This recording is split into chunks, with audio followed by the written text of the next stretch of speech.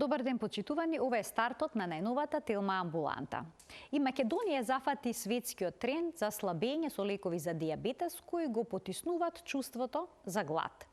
Оние кои што се борат со покачената телесна тежина сметаат дека ова е најлесниот начин да ги загубат килограмите. Но дали лекот може да доведе до несакани ефекти и до сериозни здравствени компликации? Кому се препорачува? За слабењето по секоја цена со лекови за дијабетес денеска разговараме со доцент доктор Танер Хасан, ендокринолог од Градската општа болница 8 септември. Разговорот следува по рекламниот блок.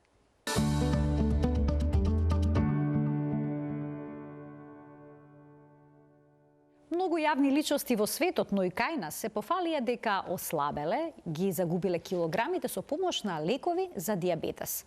Но дали лекот може да доведе до сериозни здравствени проблеми? На оваа тема денеска разговараме со доцент доктор Танер Хасан, ендокринолог од Градската општа болница 8 септември од Центарот за обезност. Добре ни дојдовте, докторе. Добро ве најдов. Фала ви за поканата. Добар ден. Добар ден. И Македонија зафати светскиот тренд за слабење со лекови за дијабетес. За каков лек станува збор? Лековите што се користат во светот се различни. Во Македонија имаме само еден лек кој што е регистриран за употреба за дебелата популација, односно за обезните пациенти, конкретно кажано. Тоа е лираглутидот само. Меѓутоа, за жал, имаме употреба и на други лекови кои што немаат медицински докази за користење во текот на лекувањето на дебелината. Меѓутоа и во нашава земја исто имаме такви пациенти што користат и населението, пошто имаме дебело население за жал, и во Европа сме по првите 10 земји кои што имаат најдебело население. Процентот е кај нас околу 30-35% кои што имаат диагноза на обезност. И веруваме дека има уште половина толку кои што уште не се регистрирани како обезни пациенти со шифра E66. Али фактот е дека е во подем болеста. Денеска во светот се прифаќа како хронична болест. Исто е и кај нас. Веќе имаме почна да се подигнува свеста кај населението, тоа нас не радува, меѓутоа треба да внимаваме да поставиме точна индикација кои луѓе стварно имаат потреба од ваква терапија. Да не се злоупотребува терапијата, меѓутоа последно време приметуваме, иако мал се на број тие, меѓутоа има такви луѓе кои што и лица кои што користат без потреба, без индикација поставена од доктор. Така, значи, мора да се постави диагноза од доктор дека постои потреба за користење на ваков лек, кој што е всушност наменен за лицата со дијабетес тип 2. Вела дека лекот го потиснува чувството за глад, го намалува апетитот. На кој начин тоа се случува? Оваа терапија се користи истовремено. Првенствено терапијата е започната за терапија на дијабетичари. После тоа е увидено дека делува и во центарот за ситост во мозокот, односно делува невролошки во центарот за ситост и помага во слабењето на тие пациенти и индиректно на тоа со намалувањето на телесната маса се намалуваат и потребите за инсулинска терапија или за орални антидиабетици кои што ги користат секојдневно пациентиве со дијабетес. Ние препорачуваме и во светот е така, индикациите се за тие да се почне оваа терапија само за тие пациенти кои што имаат дебелина, кои што имаат кардиоваскуларни компликации од дијабетесот или ренални компликации кои што се многу чести кај дијабетичарите, и затоа се препорачува да се користи во овие индикации на тие пациенти кои што имаат стварно потреба за превенирање на компликациите кои што настануваат од самиот дијабетес. Исто така тука влегува и дебелината. Така да сите пациенти со дијабетес немаат потреба да користат оваа терапија, меѓутоа ако се утврдува дека има компликации секундарни кои што се настанати од дијабетесот, тогаш може да се почне и треба да се почне со терапија како што е семаглутидот, кој што е регистриран во нашава држава само за дијабетичари. Инако, исклучително ако се работи за пациент кој што има исклучително само обезност без дијабетес, кај нив не се препорачува. Во светот различни земји имаат индикации, веќе Светската здравствена организација препорачува користење на овие лекови, меѓутоа само со строги индикации од самиот лекар. Така, но тие се регистрирани под друго име и со поинаква доза, ако не се лажам? Да. Со друго Во Америка име, конкретно. да, во Америка се користи поголема доза, скоро двојна, 2,5 пати голема доза од тоа што се користи во Европа, и тоа е наменето само за обезни пациенти, меѓутоа во Европа уште не е регистриран лекот само за обезни пациенти. Сега, во светски рамки се случува голем интерес за овој лек. Повеќето, речиси, сите го купуваат за слабење и тој стана дефицитарен. Го нема во аптеките. Го нема за пациентите со дијабетес, на кој што всушност им е потребен. Дали кај нас е дефицитарен и како може да се подигне? Дали мора да има оно што сака да го земе лекот, рецепт од доктор? Треба да има рецепт. Без рецепт не смее да се издаде лекот. По правило е така, меѓутоа имаме и случаи кај што се земаат оф рекорд, без рецептот или препорака од докторот што го води пациентот. Меѓутоа треба да имаат рецепт или барем извештај од докторот кој што препорачува стварно да се користи тој лек. Лекот е дефицитарен сегде во светот, и во Европа и во нашава земја. Претходно имавме пред година и пол, 2 години, имавме една програма од Министерството за здравство и Фондот за здравство за одредени пациенти со дијабетес плюс дебелина што имаат, и кај што беа вклучени дел од пациентиве и успеа да набават лекот на позитивна листа. Меѓутоа таа квота беше мала и не беше доволно за сите пациенти, за жал. И тие пациенти кои што успеа да влезат во тој период на таа квота, веќе исто си продолжуваат со терапијата и ден денеска, меѓутоа приватно тие што сакаат да купуваат во земјава многу тешко се наоѓа. Се наоѓа во другите земји, пробуваат во околните, во регионот да набават. Дел од тие пациенти за жал одат и оф лейбл да користат лекови кои што се слични на оваа терапија, меѓутоа не е вистинскиот лек. Само е налик на семаглутид или лираглутид, меѓутоа внатре во паковката содржи друг состав на лек. Така вие алармиравте дека пациенти од Македонија всушност купиле лажен лек. Имавме такви. Ја најдов информации, докторе, дека и во Белгија биле запленети вакви фалсификувани верзии на лекот. Исто во Австрија биле хоспитализирани неколку лица што користеле фалсификувана лажна верзија на лекот. Што обично содржат тие лажни верзии? Лажните верзии најчесто содржат инсулин во разредена форма со помали количини, меѓутоа сепак има инсулин внатре. Паковката е иста, слична скоро е со оригиналот, меѓутоа внатре во пенкалото има друг состав, друг лек. Што значи за здрав организам да прими инсулин? Да, инсулин за тие пациенти кои што немаат дијабетес е многу ризично. Имавме такви случаи во нашава болница, имавме 2 пациенти кои што моравме да ги хоспитализираме, кои што на своја рака си земале терапија, мислејќи дека е терапија за дебелината, уствари внатре во паковката пенкалото содржело инсулин. Откако зедовме добра анамнеза од пациент, утврдивме дека во пенкалото нема лек вистински кој што треба да употреби пациентот за лекување на дебелината. Наместо на тој лек користел инсулин и пациентиве, тие 2 пациенти имаа напад на хипогликемија со сериозна симптоматологија.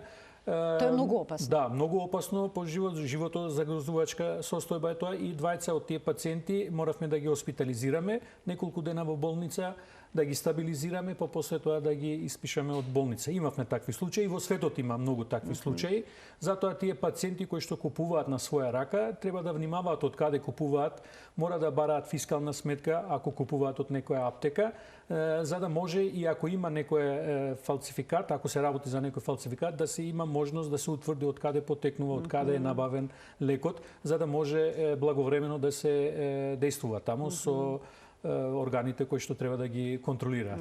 Инаку производителот не успева да ја задоволи потребата на пазарот за овој лек, бидејќи на вистина е огромен интерес. Дебелината денеска се прифаќа како пандемија, заедно исто и дијабетесот. Над 700 милиони луѓе кои што имаат дијагноза денеска во светот со дебелина. Веруваме дека тоа е над милиарда луѓе и тие што не користат некоја терапија, затоа многу е тешко да се постигне со побарувачката од страна на пациентиве. вклучувајќи и овие што користат на своја рака, кои што ги викаме како Холивуд синдром, само за естетски причини, и тие користат од делот таа торта и се намалува количините кои што треба да користат вистинските пациенти. За жал, треба да се внимава со овој лек, бидејќи секој лек има несакани ефекти. Сите луѓе треба да знаат тоа, значи и најпростиот лек може да има несакани ефекти, а кога се работи за една терапија како што е за дебелина, кога даваме, сепак е тој еден вид на хормон кој што се лачи од цревата наши со продолжено дејство, делува на центарот на ситост, меѓутоа има и други несакани ефекти. Например, тие што имаат проблеми со карциноми на тироидна жлезда од медуларен тип на карцином, тие не смеат да користат. Контраиндицирано е кај нив.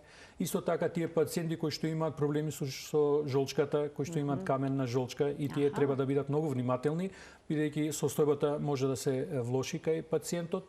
Тие пациенти исто што имаат проблеми поради дијабетесот, кој што настанува како компликација на дијабетесот, например оштетување на очното дно, и тие пациенти не смеат да користат.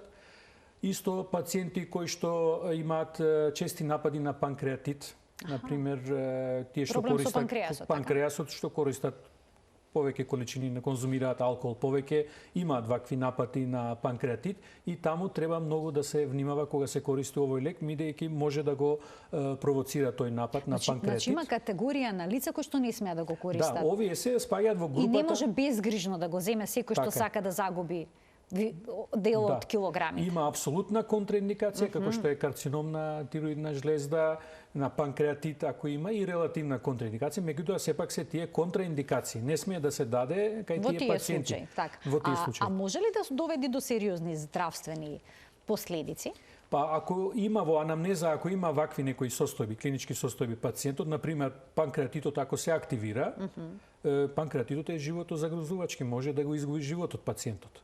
А доктор, има ли вистина дека овие пациенти кои што користат лек за дијабетес, за губење на телесната тежина, обично губат протеински дел од тежината наместо масниот дел?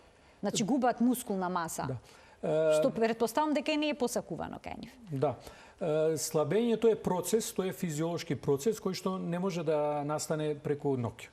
Значи има еден извесен период кој што ги следиме тие пациенти, и затоа ние метаболниот бенефит на оваа терапија очекуваме после петиот или шестиот месец од терапијата.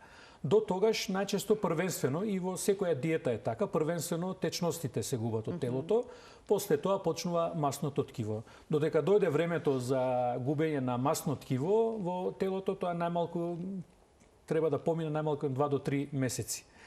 Така да и терапијата кога почнуваме, ние почнуваме првенствено со помала доза, доза на прилагодување на пациентот, да се адаптира прво организмот на таа терапија, бидејќи има гастрични тегоби може да направи, најчесто имаат гадење, повраќање, надуеност во стомакот. За да ги избегнеме овие тегоби, почнуваме со мала доза кај пациентиве и даваме време на пациентиве во текот од 3 месеци да се адаптираат, да видиме барем во тие 3 месеци да губат 5%, максимум 5% од својата телесна тежина. Значи постепено нагло. Треба, не нагло. Наглото ослабење не се препорачува, медицински не е добро и за здравието на пациентот. Постепено треба, меѓутоа континуирано треба да оди тоа. Така 5% првите 3 месеци, после уште 3 месеци плюс 5%, да стигне барем до 10% за 6 месеци од вкупната тежина што ја имал пациентот претходно. Во тие пациенти кои што успеваат да изгубат оваа тежина, околу 10% од базалните вредности, тогаш ще имаат корист. Метаболните параметри многу се подобруваат кај пациентиве.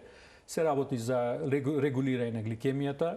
Тие пациенти кои што имаме дел од пациенти кои што биле претходно само со една доза, например, на инсулин, ради губење на телесната маса, дури имаме пациенти кои што веќе немаат потреба за инсулинска терапија, кои што имале помали дози, например, на инсулин. После започнување на оваа терапија може да дојде до состојба кога пациентот нема да има потреба од инсулин, само со орални антидиабетици може да регулира својот шеќер.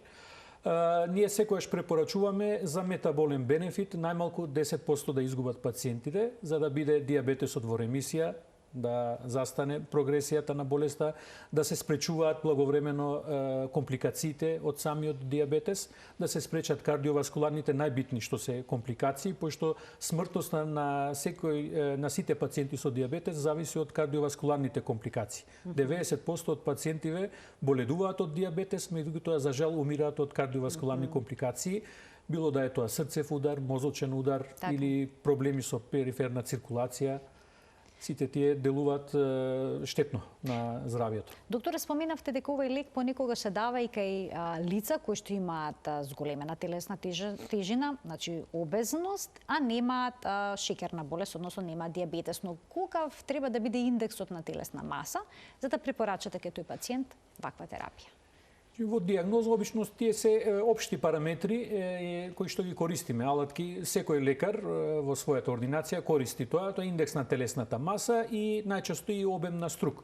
Бараме тие две параметри се веродостојни и многу помагаат одма за диагноза, лесно се поставува диагнозата. Индексот на телесна маса треба да биде 30 кг врз метар квадрат. Тоа се пресметува според килограмите и метар квадрат површина на телото.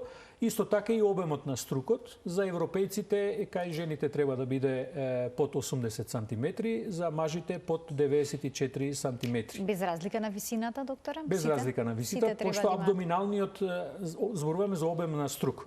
Обемот на струк, стомачната дебелина, така.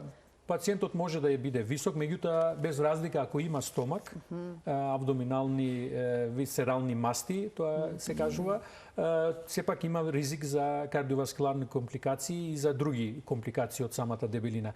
Најважниот дел на дистрибуирање на масното ткиво во телото е и најризичниот дел е стомачната регија.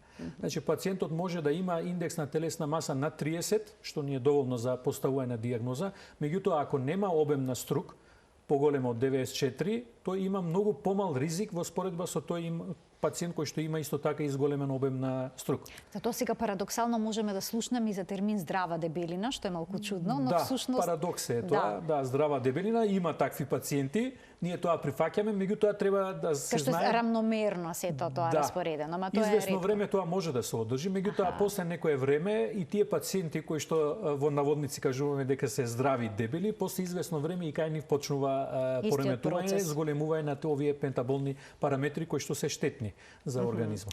Ако процените дека кај некој пациент со зголемена телесна тежина ќе биде ефикасна терапијата со лек за диабетес, дали лекот ќе биде доволен сам по себе? Или ќе мора и физичка активност да се вклучи? Дали повторно ќе треба да се направи некоја реорганизација во начинот на исхраната? Или лекот е доволен? Пристапот за секој пациент е индивидуален, мораме да кажеме тоа. Секој пациент за секој пациент треба да направиме различен пристап. Имаме различни навики, начин на живење различен секој пациент, физичката активност на секој пациент е различен, професијата многу делува исто. Имаме доста пациенти, например, последно време имаме пациенти шофери што доаѓаат на долги дистанции кои што возат, тие немаат можност секојдневно да имаат правилна исхрана. И затоа терапијата треба да биде прилагодена на пациентот, да се одреди според можностите најдобро што е за тој пациент, која терапија, колкава доза и дали е соодветна таа терапија за тој пациент. И затоа секојаш треба да го почитуваме таа девиза, соодветна терапија за соодветен пациент во соодветно време. Тоа е најважниот момент во терапијата и за успешноста на терапијата. Ако се регулира терапијата само со таблети, нема потреба ни за инсулин или за нешто друго. Целта ни е да се регулира гликемијата или да се регулира телесната маса кај пациентот. Ако телесната маса се регулира само со диета и физичка активност, нема потреба за започнување на терапија, фармаколошка терапија. И тоа не препорачуваме. Затоа даваме еден известен период од 3 до 4 месеци, гледаме, ги следиме тие пациенти, даваме можност само со мотивација на пациентот, само со регулирање на исхраната и регулирање, зголемување на физичката активност, во тие 3 месеци, 4 утврдуваме дали овој пациент ќе има потреба за фармаколошка терапија или ова ќе биде само доволно. Имаме околу 20 до 30% од пациентиве само со таа регулирање на исхраната и физичката активност и начинот на живење се регулира и телесната маса. Тука е многу битен тој момент на мотивација, психолошкиот момент кај пациентиве. Затоа ние во нашиот центар имаме и психолози кои што се занимаваат со оваа проблематика. Кога приметуваме дека има потреба од психичка мотивација на пациентот, ги упатуваме или се договараме со психолозите. Имаме еднаш неделно имаме обуки или презентации се прават за овие пациенти со цел да се мотивираат пациентите. Многу е важно кога ќе се мотивира пациентот еднаш, после тоа е многу лесно. Со помала доза на терапија, со помала терапија исто така и со пократка терапија може да се регулира све, а тоа после да има по ефект кој што може да трае долгорочно кај пациентиве. Така, но сите сакаат брзи резултати. За жал све што е брзо за еден извесен период, окей, ама после тоа пациентиве тоа е како јојо ефект има. Так. Брзо се губи и брзо се враќа после телесната маса. Затоа треба постепено да се оди и долгорочно да се продолжи така. Оние кои што се одлучиле да ослабат на ваков начин со лек наменет за диабетес, и те ги постигнале посакуваните резултати. Што потоа? Откако ќе го прекинат лекот? Терапијата може да се прекине кај овие пациенти. Имаме доста студии, метаанализи денеска во светот што се направени и после прекинувањето на самата терапија, ефектот на лекот продолжува. Од кој аспект продолжува? Продолжува, пациентиве веќе се навикнуваат на тој начин на исхрана и Центарот за ситост во мозокот реагира исто како во текот на терапијата со тој лек. И после година, две имаме пациенти кои што веќе година дена не ја користат терапијата, а телесната маса останува иста сепак. И исхраната си продолжува така. Не се враќа апетитот одеднаш кај тие пациенти кои што е пример кај пациентиве кои што се слабеат само со диета. Тие одма после оставање на диетата, одма ги враќаат, дури дел од нив враќаат и дупло од тоа што биле изгубени претhodно, пред терапијата или пред диетата. А кај оваа терапија и кога ќе се прекине терапијата, ефектот на лекот продолжува. Еве имаме пример, сега година дена нашиот центар функционира, имаме такви пациенти, ја прекинуваме терапијата, меѓутоа телесната маса сепак не се менува кај пациентот. Докторе, доколку се јават одредени здравствени компликации со цревата, со стомакот, жолчката, панкреасот и слично, дали се тие трајни последици? Не се трајни, за среќа не се трајни, тие можат. Се пријавуваат во светот, доста несакани не се трајни, штом ќе се примети дека и во текот на терапијата, ако се појави некоја ваква компликација, одма треба да се прекине со терапијата, пошто ефектот на лекот е реверзибилен, не трае долг период, за ден-два веќе се губи ефектот на самиот лек и организмот полека се стабилизира, доаѓа во таа нормала кој што бил претходно била. Меѓутоа имаме пациенти кои што имаат потреба не прекинување на лекот, меѓутоа доза на одржување. Постигнуваме некоја цел на телесна маса кој што имаме од почетокот на терапијата, кој што сме ја замислиле да исполниме и после тоа ја намалуваме дозата кај тие пациенти на првичната, на базалната доза, на пример од 3 милиграми, најмала доза за семаглутид таблетарна форма ако зборуваме или други дози имаме, доза на одржување на терапијата, со таа доза и настојуваме таа доза да биде минимална доза кој што ќе биде од помош за пациентот. Најмалата доза и со таа најмала доза си продолжуваме. Не мора да одиме до максимум дозата кој што треба да ја користиме. Безбедно е на долги патеки да се зема. Ограничување за време траење нема. Значи може со долги години да се користи. До сега во светот сите студии кои што се направени не сме имале таков пример да има некоја животозагрозувачка несакана појава или провоцирање некоја малигна болест или нешто друго, слично на тоа. Ќе ги поканиме гледачите, доктор, од овој момент да се вклучат во Телма амбуланта, во денешната емисија. Почитувани телефонскиот број ќе биде испишан на екранот. Сите дилеми поврзани со слабењето и лековите кои што се наменети за диабетес, но секако и за останатите форми на диети и решавање на проблемот со покачената телесна тежина, ќе можете да се јавите во Телма и да поставите прашање и да добиете одговор од доцент доктор Танер Хасан, ендокринолог. Докторе, многу често луѓето веруваат дека имаат покачена телесна тежина поради некаков хормонски дисбаланс. Се случува жените да кажат дека тироидната жлеза е виновник за нивниот проблем. Дали има вистина во тоа?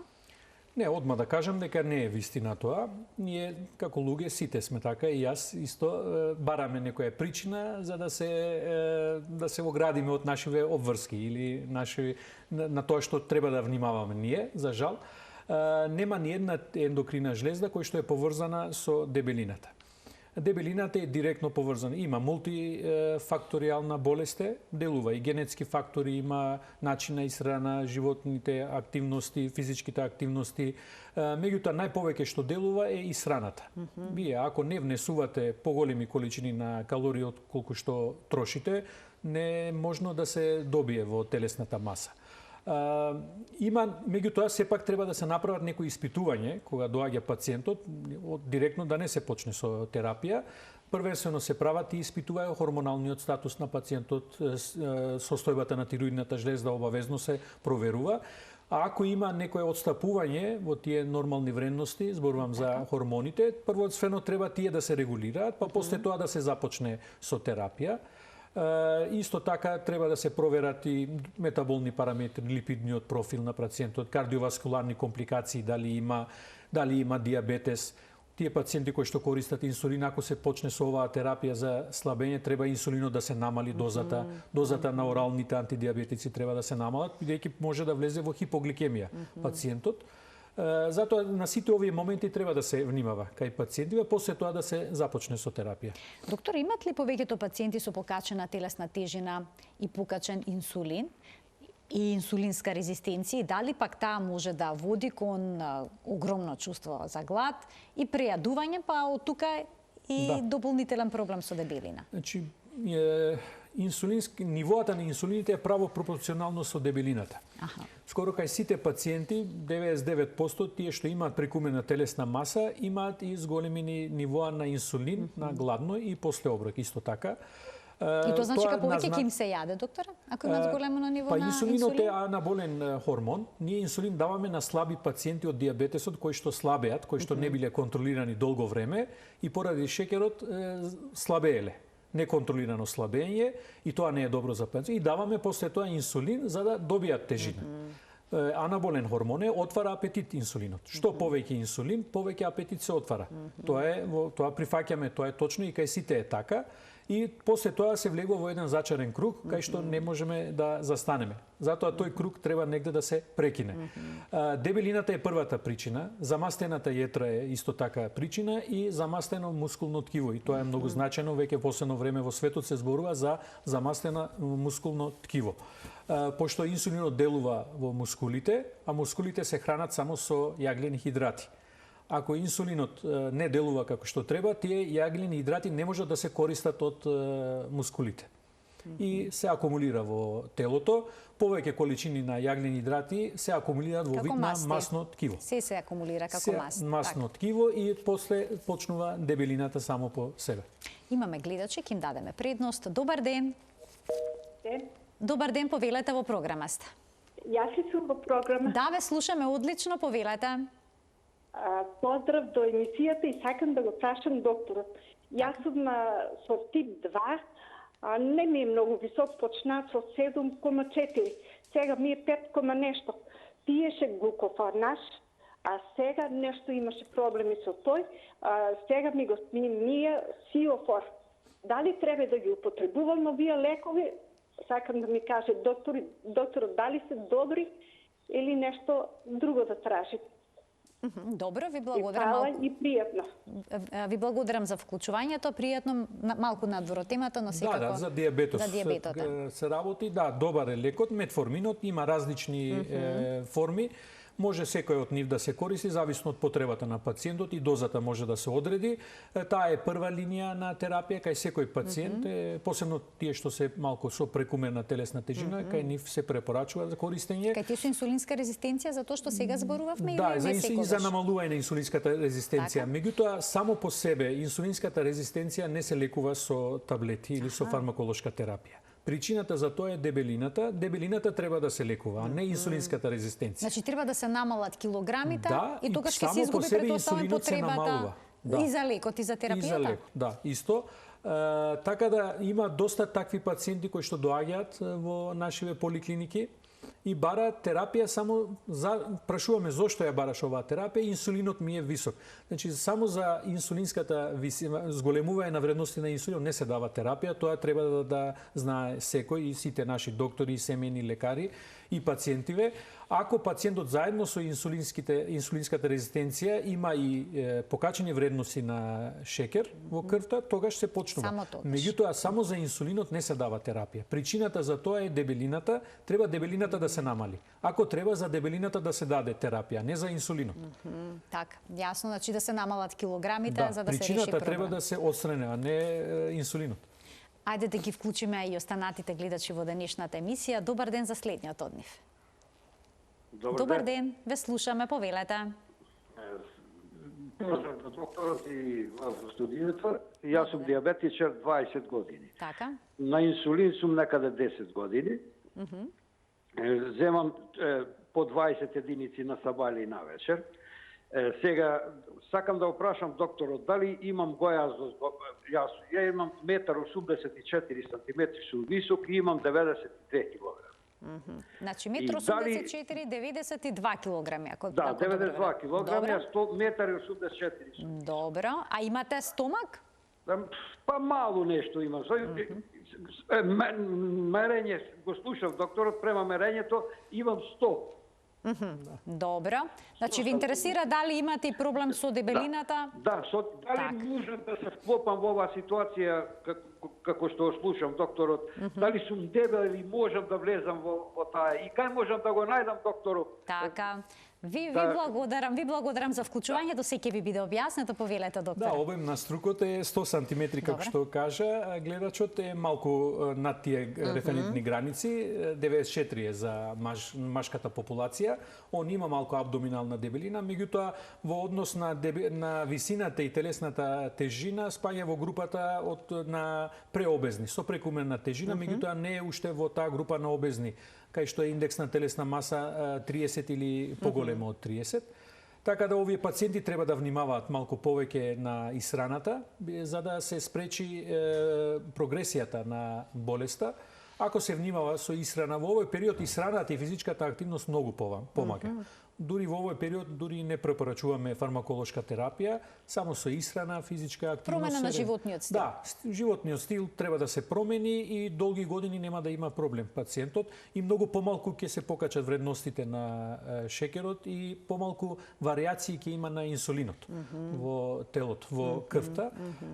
Ако се внимава, ако е дисциплиниран пациентот, долги години нема да има никаков проблем, дури и компликациите од диабетесот нема да настанат. Инаку доцент доктор Танер Хасан е дел од Центарот за обезност при Градската општа болница 8 септември. Ќе го вклучиме и следниот гледач. Добар ден. Ало, добар ден. Повелете. Поздрав до вас и до докторот. Благодарам. Јас би сакала надвор од оваа тема, ако може, ќе бидам кратка.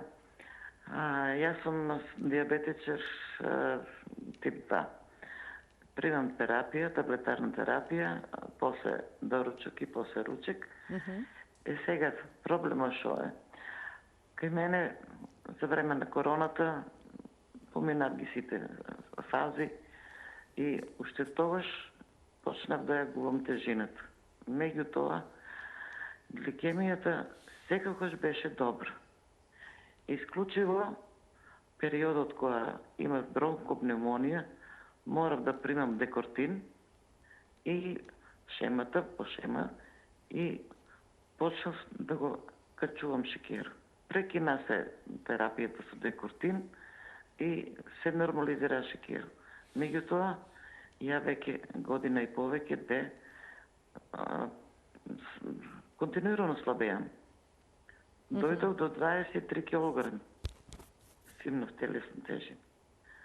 Храната ја знам и користам она како што треба, внимавам, а друго, пешачам 6 километри насабале, 6 навечер.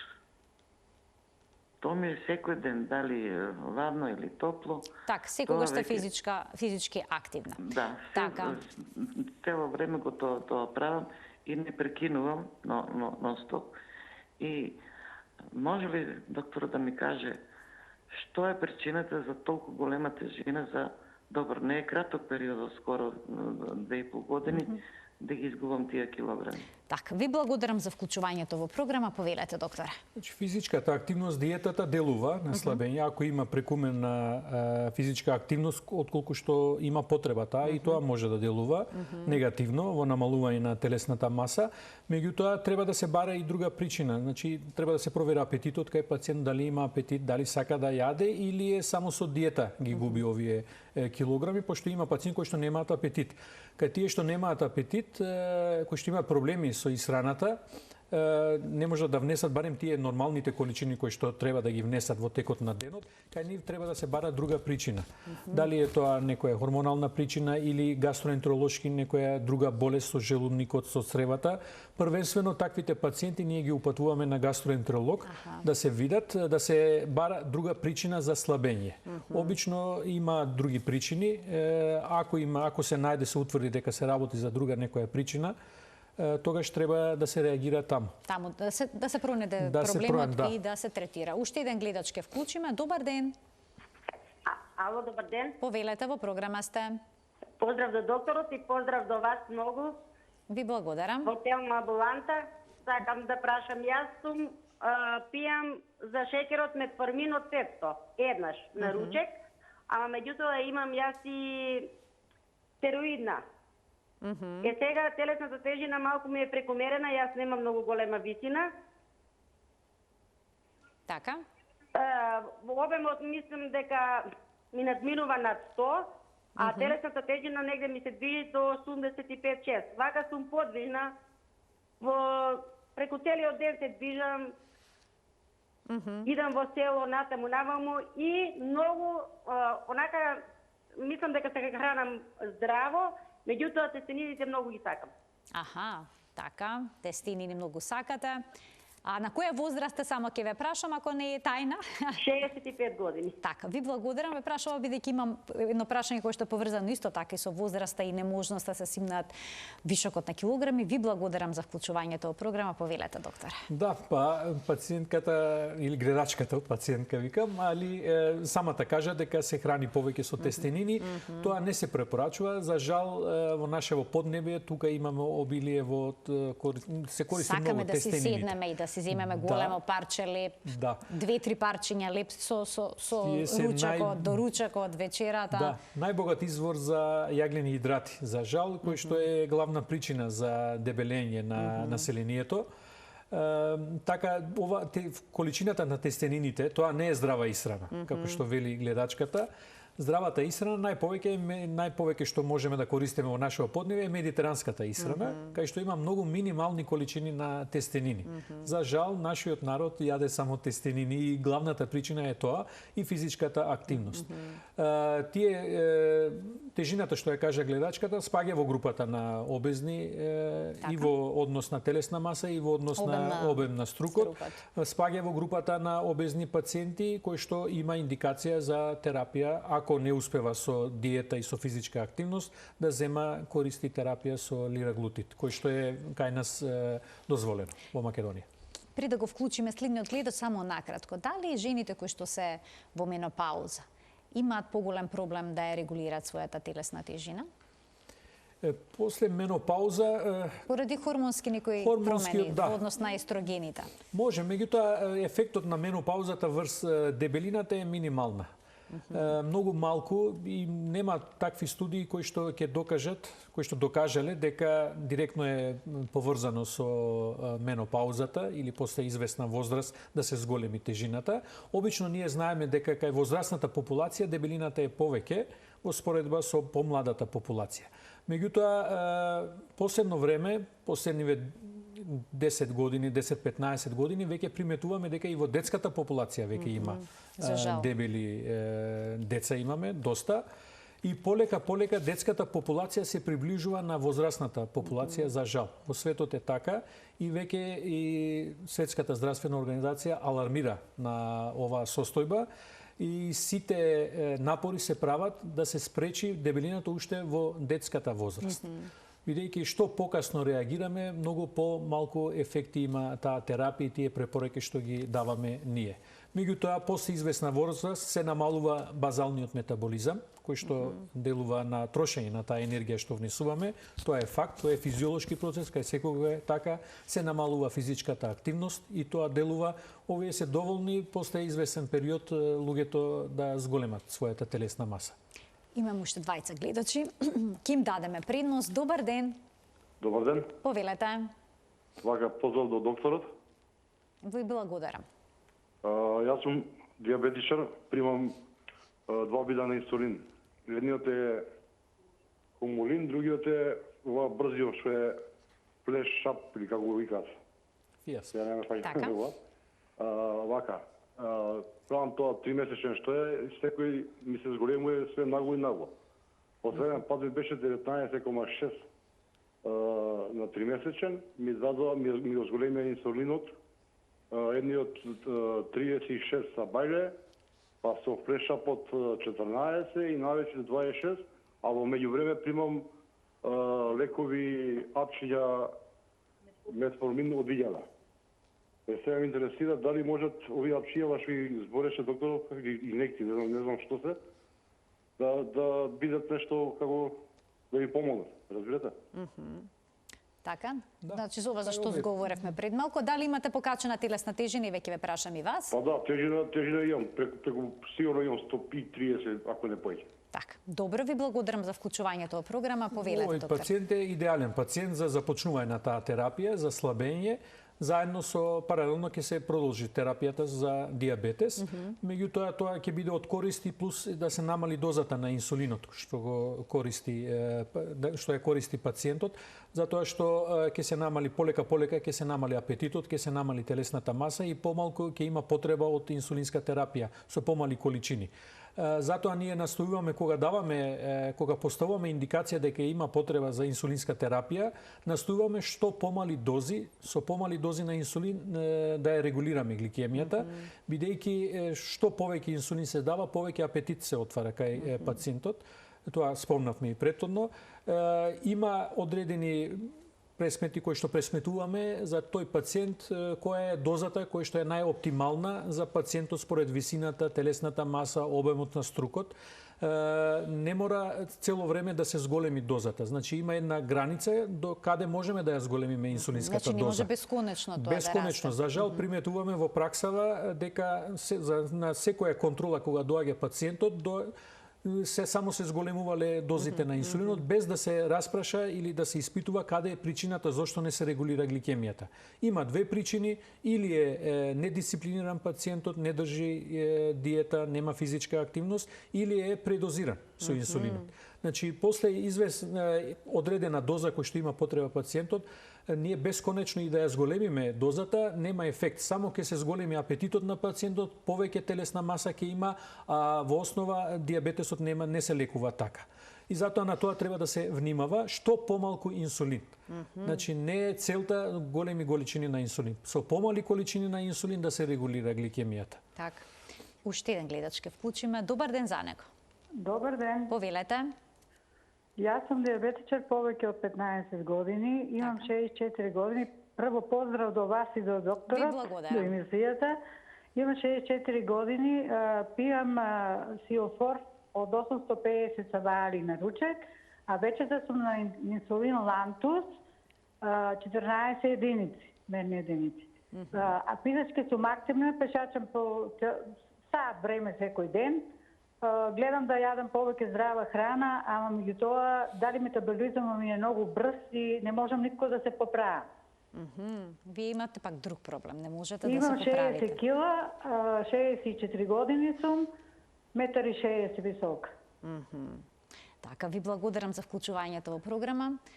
Пациентот има идеална тежина. Идеална тежина. Нема потреба да се зголеми телесната маса. 60 е висока и 64 килограми е идеална. Само да се одржи, да не слабее повеќе. Бидејќи и за диабетесот исто е, како што е дебелината штетно и подхранетоста исто така е штетно за пациентот. Тие што се кои што имаат помала телесна маса отколку што треба, кај нив настојуваме малку да ја зголемиме таа телесна маса и даваме малку поголеми количина инсулин. Инаку оваа тежина идеална, не мора да има повеќе тежина. Така, значи идеална. Сега ви гледаш како идеална тежина, што ретко се случува. Докторе, дали можеме понекогаш да имаме проблем со телесната тежина, да се поправиме многу поради хроничниот стрес? Кога се излачуваат хормоните на стресот, па сега некои почнуваат кога се нервозни, кога имаат некаков притисок многу да јадат, се нарекува емоционално прејадување. Може тоа да биде причина за дебелина? Ако се прејадуваме од време на време или пак постојано? Сме пред фрижидерот поради нервоза. Повеќе фактори има, кажавме тоа. Една од причините е и психичката состојба на пациентот. Депресијата многу делува, анксиозноста исто така може да делува. Кај повеќе пациенти самата депресија отвара апетит. Например, може да имаат преголеми количини на апетит и повеќе да внесуваат храна, дури дел од нив барем стриктно јаглени идрати внесуваат, само со тоа се чувствуваат задоволство во текот на тој период на депресија. Исто така и некои лекови кои што користат за антидепресивни лекови и антипсихотици, дел од овие лекови отвараат апетит, тоа е факт. Дури за тоа изборувавме во нашиот панел, дискусија правевме пред недела дена по повод Светскиот ден на обезноста и таму беше констатирано дека психијатриите малку треба да внимаваат на дебели пациенти кои што имаат дебелина со обезност, кога започнуваат терапија, да внимаваат дали таа терапија отвара апетит, ќе провоцира уште повеќе да има зголемување на телесната маса. Да бидат малку повнимателни од тој аспект. Меѓутоа, психичката состојба на пациентот стварно делува на дебелината. Имам уште еден гледач, на вистина малку време, затоа ќе го замолам да го постави прашањето што попрецизно. Добар ден. Добар ден. Повелете. Јас сум пациентка на 34 годишна возраст со индекс на телесна маса 44. Имам препорака од лекар, исто ендокринолог, за Оземпик таблети. Дали се тоа тие таблети? Да. И не можев да ги најдам како таблети, секаде кога ги побарав беа во вид на инекции пенкалца. Дали може да се користат пенкалцата или да продолжам да ги барам таблетите, дали се тоа тие таблети или некои други? Благодарам. Ви благодарам за вклучувањето во програма. Докторе, што ќе препорачате во овој случај? Исклучително за обезност во Македонија единствена дозвола има лираглутидот како за терапија за обезност. Меѓутоа во светот се користат и овие лекови што ги кажа пациенткава, може да се користат и тие. Меѓутоа во Македонија треба пак да напомена само лираглутидот е дозволено за користење во терапија за обезноста. Може да користи па индексот на телесна маса одговара на таа терапија, може слободно да започна таа терапија, па после тоа да се контролира. На 3 месеци барем да оди на контроли. Значи неопходни се контролите. Контролите се неизбежни и тие мора да се спроведат за да се види ефектот, дали има ефект терапијата. Имаме дел од пациенти кои што не се нон-респондери. А не одговарат на терапијата. Тоа сакав да прашам, дали сите пациенти ќе имаат резултат, ама и ве веќе одговоривте. Нема, да, мал дел се, али има околу 5 до 10% од пациентиве не реагираат на терапија. Кај нив правиме промена на терапијата од еден во друг лек, кој што денеска во светот се користи за намалување на телесната маса и проверуваме некојаш таблетарната форма не делува, а инјектабилната форма делува или обратно. Треба да се проба и затоа ги викаме барем на 3 месеци да се следат овие пациенти и да видиме дали стварно сме на добар пат. Ако гледаме дека има резистенција на терапија, не треба да се продолжи повеќе од 6 месеци со таа терапија. И доктор Еве, да заокружиме дека може би промената на животниот стил е клучна за нашето здравје, дека на таков начин најдобро се решава дебелината, со умереност, умерено да се јаде, што на многу не им се допаѓа, бидејќи дава спори резултати, но на долг рок, на долги патишта повеќе бенефит ќе имаат тие пациенти отколку тие во краток рок кога губат телесна маса.